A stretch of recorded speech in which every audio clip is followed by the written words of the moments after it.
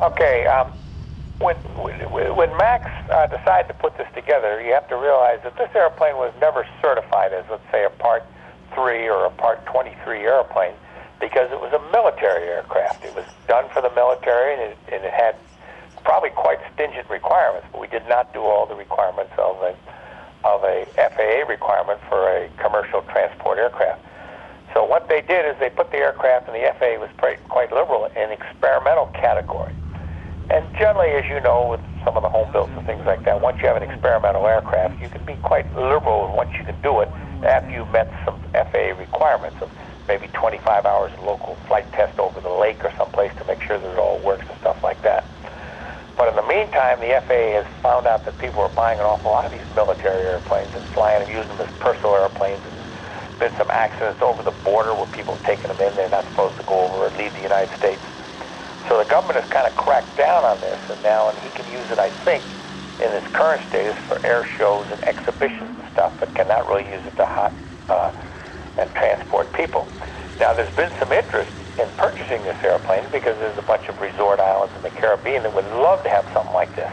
They pick you up at an airport in the Caribbean and then fly you to their little island. But the problem is that there really isn't the paperwork to try to do a flight test program to certify this thing. And I guess you could probably do it under a Car 3. You'd be probably talking anywhere from $100,000 to $250,000 to do such a program.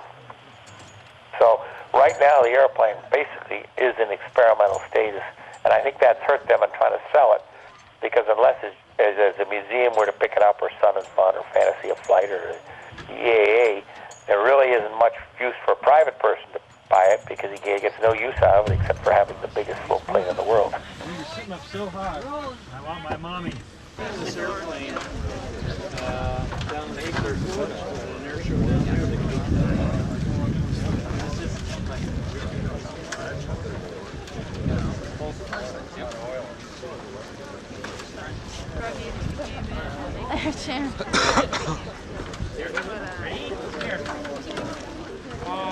Yeah, I'll do it later. I think the wind's going to switch. We're going to start activities again.